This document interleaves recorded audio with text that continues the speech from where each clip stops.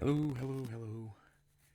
Me again, back with a back with another book review of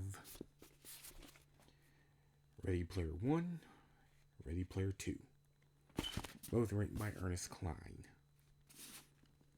I talk a little bit. If you've been watching my videos, you saw I already talked about the movie, and in that video, I said I didn't finish reading this book, but I read enough of it to be disappointed by the movie. Well, since then, I have finished reading the book and comparing it and thinking about it, comparing it to the movie in my head. Oh man, this book is great. This book is freaking great. The movie did not do this book justice. That movie, they should have done what Dune did and split this into two parts so they could fit the entire story into that movie. Because streamlining the story for the movie was a bad idea. There's so much. There's so much in this story that should have been in that movie. And then the story is continued in Ready Player 2, which is another great book. I read this one right after I read this one.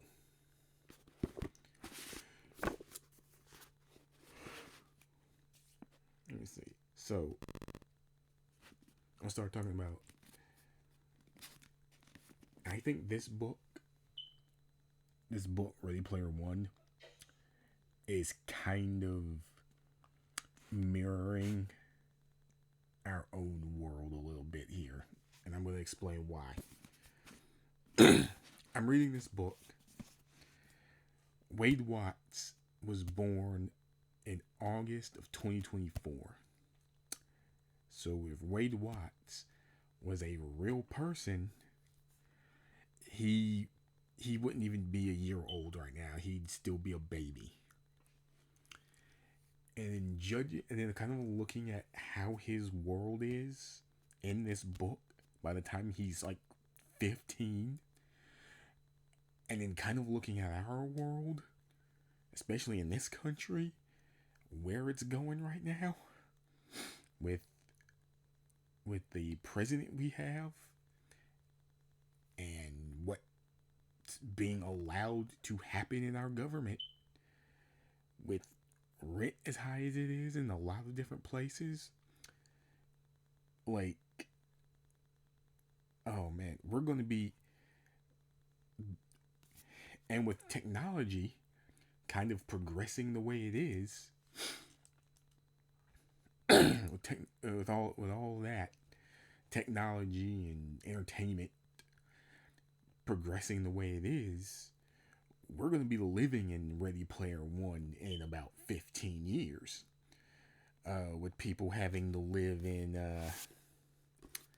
you see it on the cover, in stacks of RVs on top of each other being held up by scaffolding. Because it's going to be the only thing we can afford. Because the rent is so out of control right now. With our only means of escape being the Oasis. And I don't know if anybody ever saw that video. It's a few years old now, but they're trying to make, I don't know if they're still trying to do it, but there was someone trying to make the Oasis real. Someone wanted to try to make the Oasis a real thing. So with all of this and that Ready Player One might become our reality very, like, very soon. Ooh. Now with that guy out of the way, I've had that on my mind ever since I've read the book. With that out of the way, let's get on to, let's actually talk about it. So you probably know the story of Ready Player One. It's been out for a while. They made the movie. The movie wasn't good. So I'm going to talk about what they should have put into the movie. Again, they should have expanded on. They should have, like, gone into how massive the Oasis is. They should have. I think they should have. I know, like, it's hard to get. It would have been hard to get all those licenses to all those different properties that are described in the book.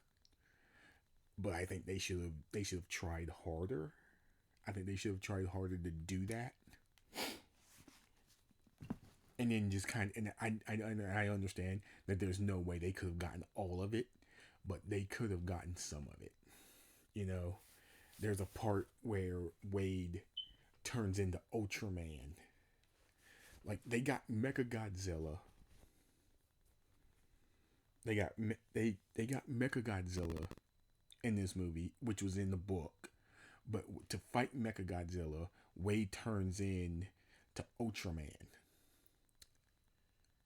And, like, and how he got Ultraman, how he got the item to turn into Ultraman wasn't in the movie. So that should have been in there. Him turning into Ultraman, they should have tried to get Ultraman to fight Mecha Godzilla. The actual ending of the movie should have been in there with them going through what was Monty Python and the Holy Grail. That should have been in there.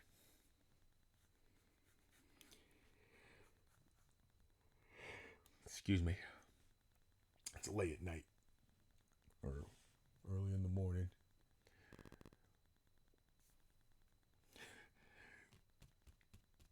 The Holy Grail, like them doing Monty Python, and the Holy Grail, freaking great.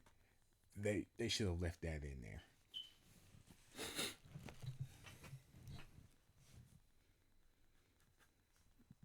Um, Sorrento getting arrested, they left in.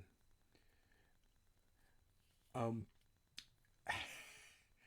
how they find out how Oggs, ugh, finding out how Oggs, um, Ogden Morrow, finding out how Ogden Morrow was watching them was not in the movie. Like, you don't even realize he's around until, like, the very end of the movie. In the book, he's revealed a lot sooner.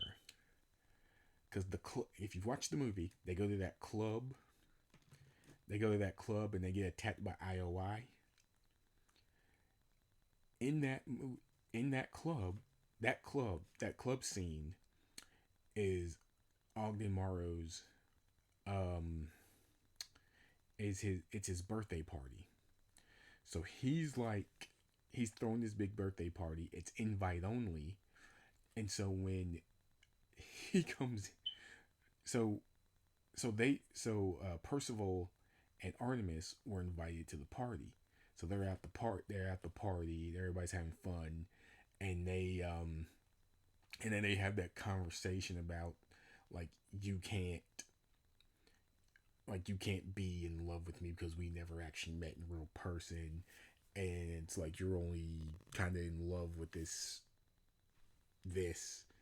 and you can't be in love with me. He's like, I am in love with you and all that stuff, and it's like, and she tells him like you can't be in love with somebody without having met them in real life. Uh, which I think in the beginning of the second book, he admits like, yeah, she was right after he meets her in real life. Um, and then they have that breakup, and they have like this breakup. Uh, and then IOI attacks, and they fight off IOI, and they both escape. In the book, Ogden Morrow comes out as his avatar. I forgot his avatar's name. And then he attacks all of IOI and like and zero outs all of them. He zero outs all of them. And they're and then the party resumes. Um and before the breakup, before that scene where they have the breakup, he has like he not he they both of them have an actual relationship. They were fully dating within the Oasis. They like they had like a full on relationship. They were actually dating. In the movie, that is completely cut out. Them dating is completely cut out. So that breakup, you don't really feel the breakup. It feels like nothing. Because it's like, how is he, like, it's really, like, how is he in love with her, like, so hard? And this is maybe, like, the third time they're actually seeing each other. and in the book, you actually feel that breakup. You feel him being how sad he is because of it. Because they actually had a fucking relationship. And I'm like, they should have. And then that's what they should have left that in the movie. That Ogden Morrow, Ogden Morrow being there at the party, that should have been in there. Ogden Morrow, like actually plays a part in the third act.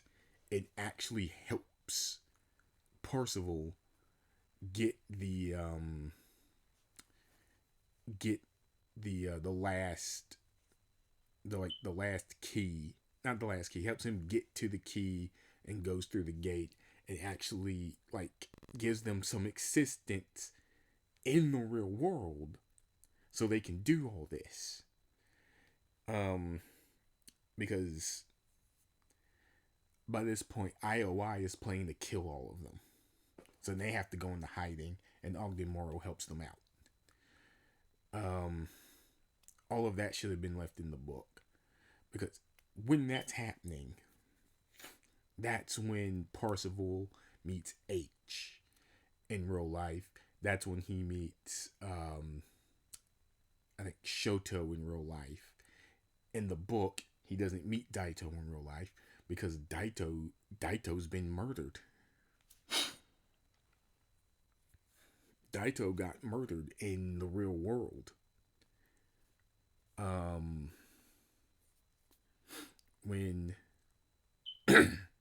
they somehow IOI found out who he was and found out who he was, tracked him down, pulled him out of his Oasis gear, and threw him off his balcony and killed him. It's like, holy shit. That didn't happen. That should have happened in the movie. That, because it would have, like, having him be murdered by IOI would have raised the stakes up in the movie just a little bit more. And of course, this comes after they blow up. After like Sorrento blows up the stacks. Sorrento, uh, and even in the book, Sorrento blows up the stacks like way sooner than he does in the movie. Like way sooner. After that happens,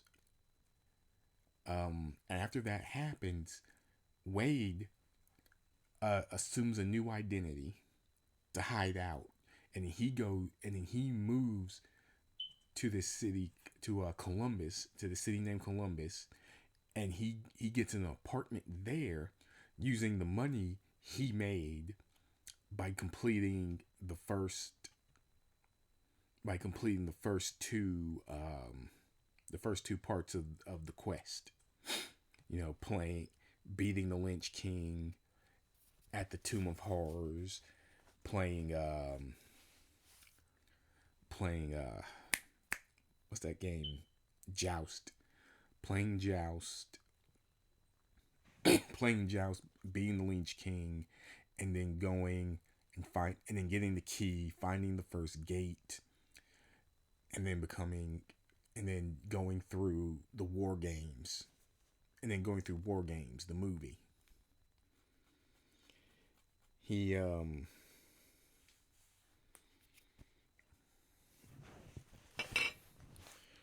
then he and then he takes a meeting with Sorrento, and then takes a meeting with Sorrento, which then he later realizes was dumb. He shouldn't have done that. And then he goes through this whole thing, with Sorrento, where he's being like being kind of an asshole to Sorrento, and because like Sorrento wants him to come work with IOI. He says he of course, like, and then he does this whole like thing where he's like I'll do it, but I want your job. I want your job, and I want you to get fired and leave. And he's like, yeah, okay, because they want the money, and and then IOI agrees to that because they want the money. They want the money, and they want control of the Oasis. And then he's like, you know what? I changed my mind. I don't want it. I was like, okay. And then when he's getting up to leave, they reveal, we know who you are, Wade Watts, using his real name, telling him his birthday, telling him where he lives, everything. They know everything about him in the real world. And he's like, oh shit. They found it out through his school records. Because when you go to school in the Oasis, you have to give the school your avatar name, all your actual information, and then give them your avatar name, and then that's what you use to register for school in the Oasis. He gave them all that information, and then they easily were able to find out who he was through the school records. And then there's like, okay, tell us how to get the key, tell us where the gate is, and how to get into it, and then you come here and you work for us, and and tell us and you're gonna help us finish this thing and find the egg, or we're gonna blow up the stacks and kill everyone in there. And he thought it was a bluff. He said no. Okay. He thought it was a bluff. He said no. And then, like, as he was logging out of the meeting, He saw Sorrento press the button, and then he was logged out of the way. So he takes his headset off.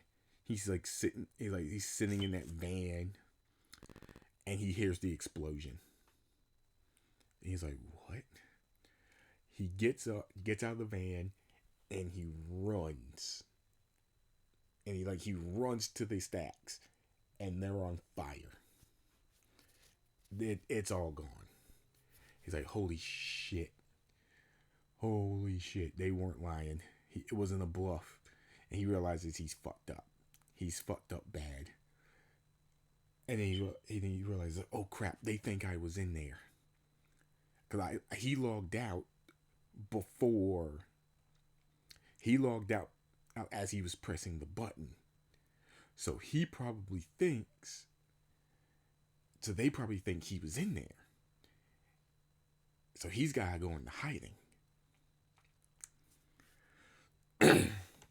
Before they realize, and he's got to hide, before they realize, oh, he wasn't in there.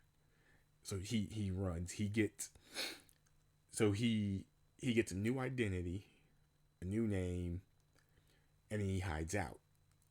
He hides out in this apartment in Columbus. And for a very long time, he was living. He's lived, and for a very long time, he's living on his own in this apartment. He got a new gear. He got like more. He upgraded his gear. He upgrades his gear. He gets endorsement deals because he's like the number one on the scoreboard. So he gets endorsement deals, and he's like promoting all these products.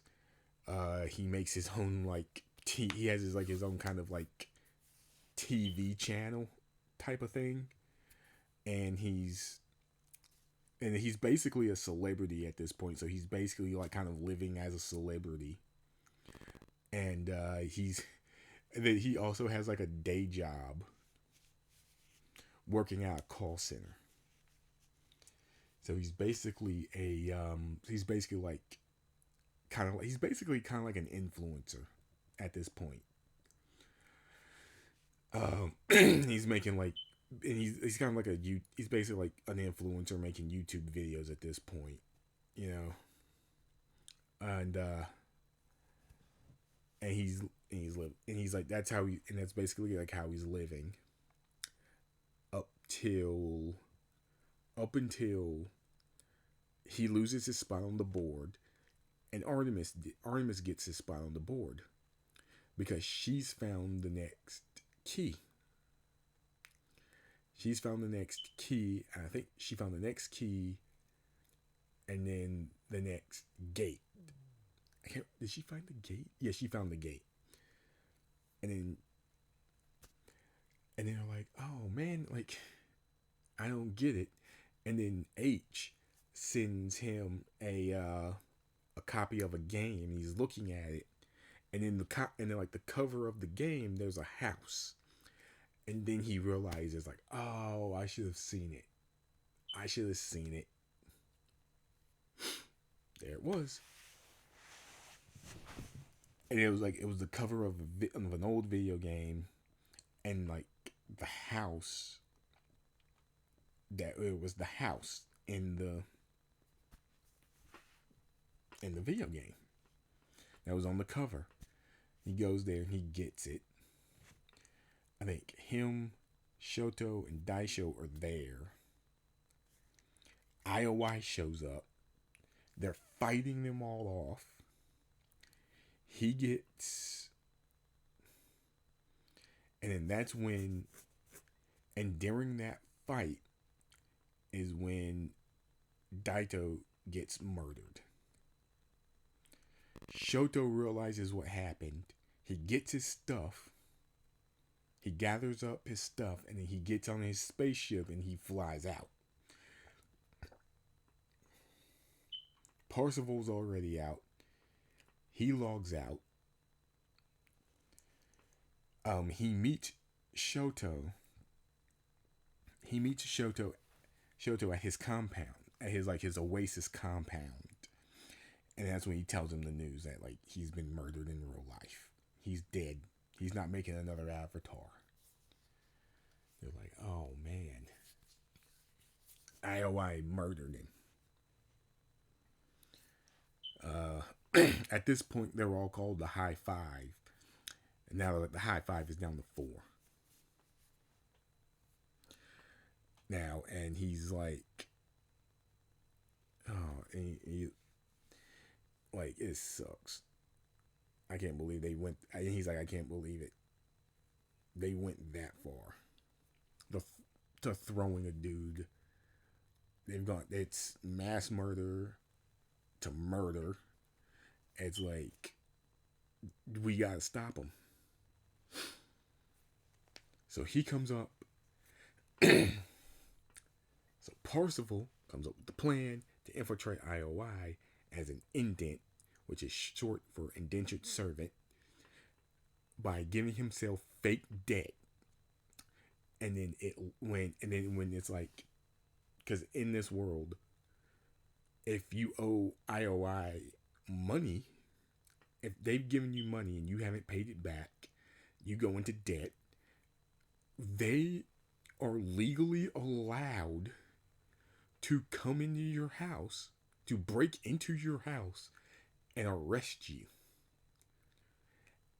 Take ownership of all your assets and then sell them off to apply it to your debt. And anything they sell off goes to taking down your debt. Like, they break into his, they break in, they come to the apartment, they use a torch to cut a hole in the wall, come into the wall, pull him out of his Oasis gear. But right before they get in, he fries his computer.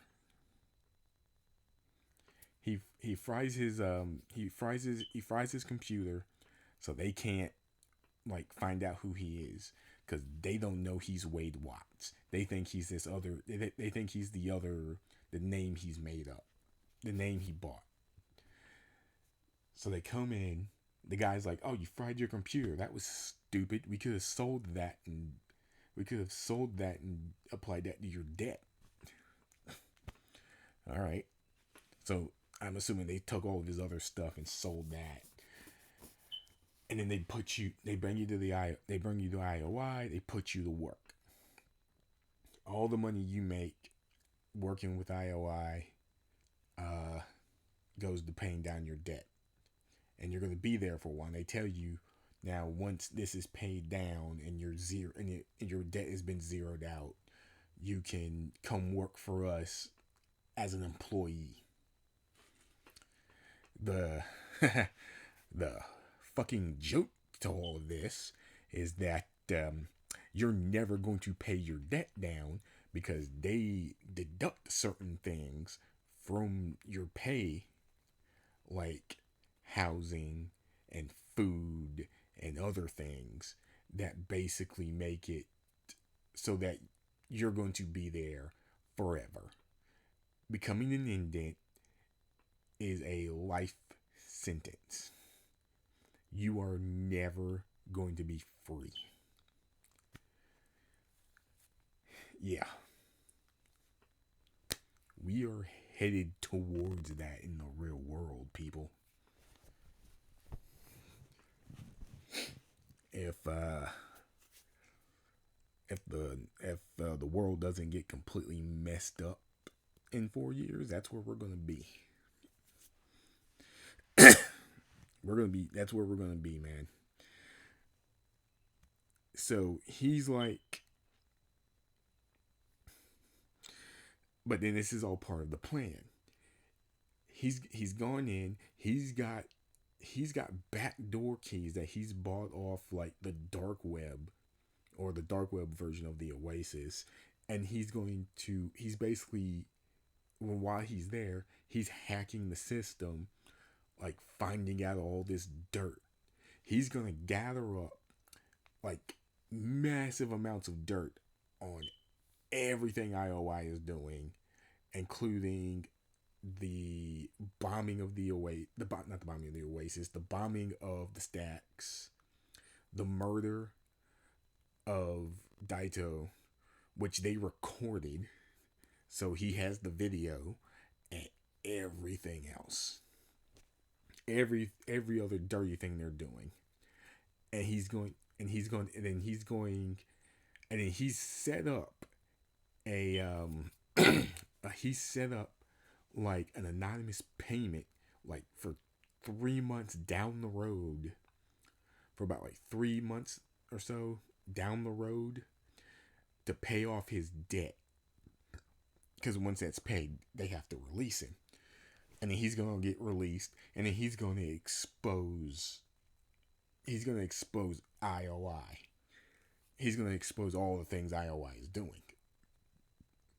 But that gets derailed because he finds out that they have tracked down Artemis, H, and Shoto, and they're gonna murder them. They've been tracked down and they're gonna kill them. He's like, oh crap. So I have to get out and I have to go warn them. And we have to come up with a plan. We have to come up with a plan to stop all this. And then again, all of that should have been in the movie. All of that should have been in the movie. And it wasn't. That would have made the movie like so much better.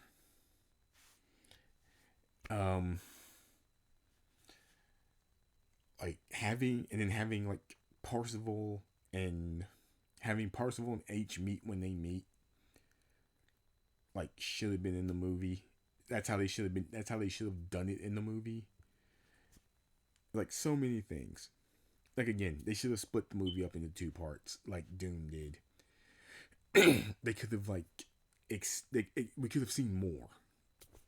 We could have gotten like so much more out of that movie with the story that was written. So then, okay, so wrap that up talking about that.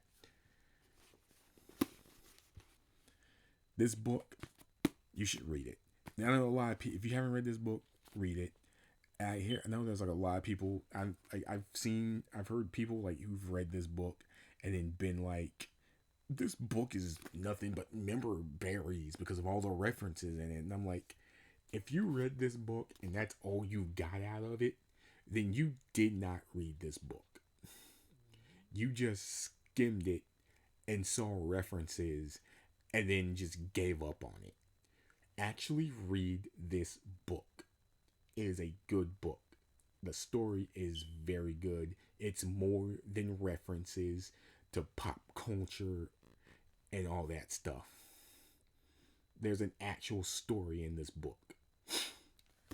So read it. Actually fucking read it. Okay, enough about that. On the Ready Player 2. It starts off like, I think about 9 months. It starts off 9 months after the ending of Ready Player One, where they Artemis and Parzival met. They've met in real life. They've had now they're having a real life relationship in the real world outside of the Oasis. That's when he realizes that, like, yeah, Artemis was right. Like, you really can't fall in love with somebody having not met them in real life. Because after I met her in real life, I fell in love with her all over again. Like, she was completely right. And then 9 months have passed. They lose their virginities to each other.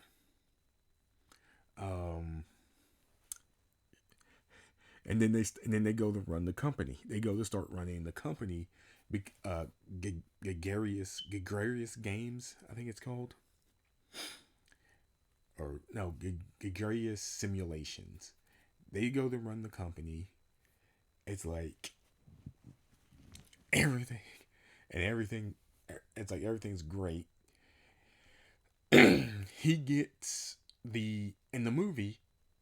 He when he gets the egg, you don't see him get the robes of Anorak, which is Anorak is the name of James Holliday's uh, avatar as Anorak, and the robes of Anorak grant granted him like all these amazing powers within the Oasis. Basically, God mode. When you have the when you're wearing the robes of Anorak, you're basically playing the Oasis on God mode here. Like you can do whatever you want. So that's what he got for winning the contest. That's one of the things he got for winning the contest. And now and he has exclusive access to this room in this castle. And that's where he put the virtual part of the egg. And then in Ready Player 2, when he goes back when he goes back to that room, he notices that there's something written on the egg that was not there before. And he looks at it, and it's a vault number. A vault number that's a vault at the headquarters. He goes there, he checks it out, and he goes in, he checks it out, and he finds like this physical version of the egg. It opens up, and inside of it it's a new headset. It's a new Oasis headset, and it's called the Oni. It's called the Oni Gear um, Oasis Neural Interface. Basically, what it does is that it you put it on your head, and it interfaces with your brain, making everything in the Oasis feel 100% real, like you're in the real world. He tells Artemis about it. Artemis tells him, "Don't try it until I get there." But he got so excited, he did it anyway. He puts it on, goes into the Oasis, and he's back in the same spot where he logged out at, on in the room. And he's in the room, and he immediately feels it. Like, this feels real. He touches the woods, like you can feel the grain of the wood table. You can smell everything. It all smells real. Like when he goes out flying, he can feel the wind on his face. Like you couldn't do that before. It's like, oh, holy shit. It's like everything's real. But you can only be in it for a limited amount of time, because if you're in it too long, then it can do serious damage to your brain. So he gets in there for about 30 minutes. You can spend more than 30 minutes in it. You can spend hours in that thing before you have to come out. He's in there for like 30 minutes, gets out. He's like, "This is the greatest thing ever." He describes it like the thing, like the devices they had in Strange World. If you've ever seen that movie, I don't know if anybody's ever seen that movie. It's like a late '90s movie that was set.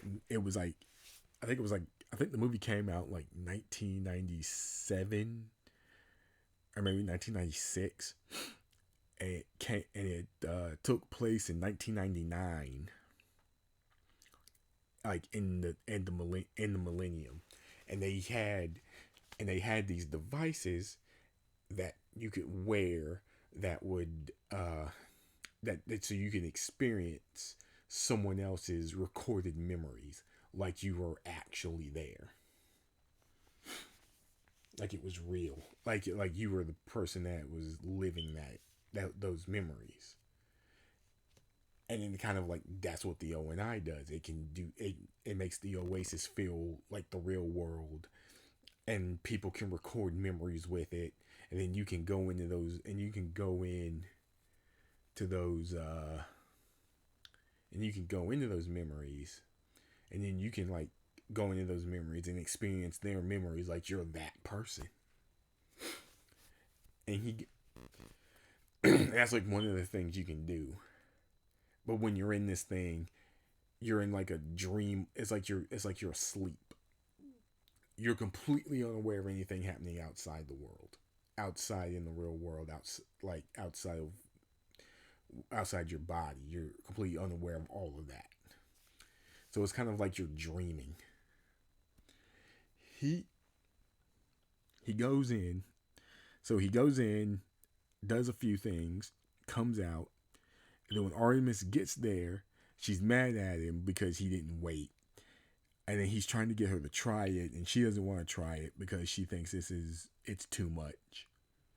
She thinks it's too much. Like, we're already kind of selling the opiate of the masses. This is this is gonna make it worse. This is gonna make everything worse. Um, Shoto and H get when they get there, they try it and they're on Wade's side. They're like, dude, this is freaking great. Like we could sell this. We can put this out. We can sell it. We can make a lot more money and use that money to make the world better. But it's like, yeah, but the world's not gonna get better if we're giving them this. Like, and Artemis through the story is 100% against this entire thing. She's 100% against this entire thing up until all the bad shit starts happening. Um, yeah. And and Artemis and Wade end up breaking up over it. I'm like, that sucked. And they're not dating anymore. They're not, and through this whole story, they're not dating. Um, I'm not gonna spoil this one. I'm not gonna give you any more spoilers on Ready Player Two because Ready Player Two is still relatively a new book here. So I am gonna suggest that you go out, get a copy of this, and you read this. This is this is a good book too. Again, yeah, there's references in it. There's a lot of references in it to a lot of things, to a lot of to a lot of pop culture, but there's a real story in here too. And if you read this and you're only getting references, then you didn't read it. So actually read this book. And I was reading it and I'm like, this would make a good movie too. But they cannot make a movie coming off that last movie out of this. If they want to make a movie out of this, they're going to have to remake this. Remake that first movie, make it better, and then make this. Yeah, that's the only way to do it now at this point. um, those are great. Like I said, two great books, one big amazing story. Or at this point, they could probably make a TV show out of it. Make a TV show and do that. That might work too. So basically, like, I think I'm gonna give you as like one thing I will give you. Um, they basically head into like the big thing in Ready Player Two is that they kind of head into Sword Art Online territory. how that starts to how that story, how that happened in the anime, that kind of that kind of happens here. So that's so like I said, Ready Player 2 just as good as Ready Player 1, if not better. It's not worse. It's not worse. It's good. It is just as good if it's not better. So read that. Read that book. Read Player 1. Read Ready Player 1. Read Ready Player 2. Very fine. Very great books.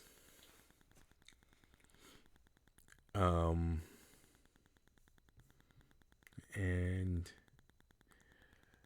that's it for this video. Press the like button. Press the like button. Press the dislike button. Leave a comment. Tell your friends. I'll see you next time.